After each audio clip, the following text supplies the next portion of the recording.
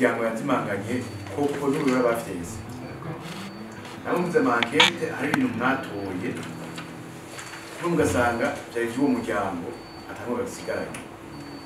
ikibazo cyanje ni ivyo bintu muteganya ko bizokora cyangwa bizokozwa iki icyo ni kimwe yego cya kabiri je ndi mu bambere babati akamu na severi tarabaho mwishira hamwe ry'imfuvyi na kabiri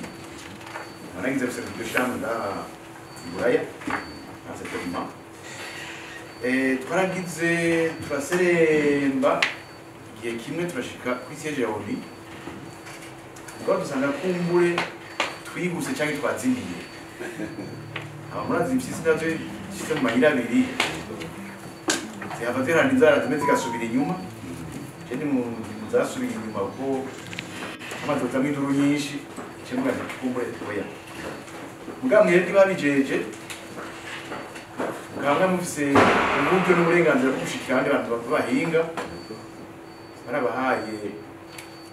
kumbure inzira cyangwa bafite inzira mubona muzocamo kugira ngo no muri ONU bishikeyo vyemere urwego rwa ONU mwamugejeje ikibazo gifatanye naco ko tuzi mu minsi ya none mu Burundi abantu bo ngaha barutura baguma baza kutondera ko kakuweka bwenge basigaye badufata badushobora gufurira mu buro kubera kumbure baronye kwihagarara ko bashobora kuca bategera aho nyene twarumvise atamukwitanisha ubuntu bwa homosexualité babloka ngo ntituswa kuba finansa urangiye nibi navyo zosapfa mwebwe muvuganye nabo twatuzi ko bafise n'ijambo hariya muri za ONU amakuru muba mufise untumbero bafise iba ari nk'aya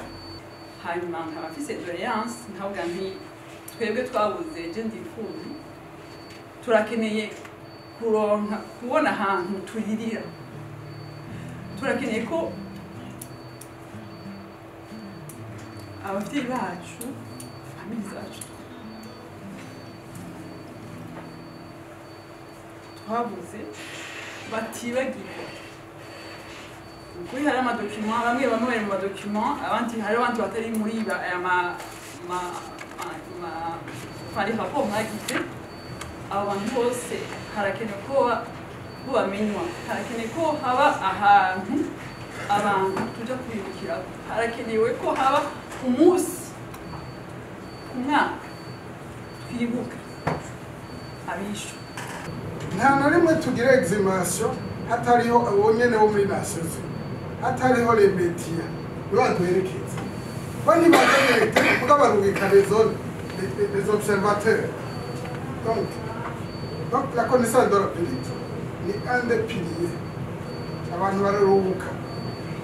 Nations Unies ikeneye kuvuga iyo si severi yabirekuriwe kuyivuga mu mategeko kandi yarekuriwe no kubwira na victime Nations Unies nta kidodishira kuri ico kintu ushaka mumve ko ikitugora kandi birumvikana iyo wamaze imyaka utaronka solution ikitugora nico mwita la patience face à la douleur que nous traînons depuis plusieurs années. Vous avez des enfants, nous avons des enfants. Vous voulez qu'ils vivent comme nous. Il faut les libérer. Il faut les libérer. Ils vivent mieux que nous. Est-ce que naître tous, naître mutuwa, est-ce que c'est un crime? N'autorugo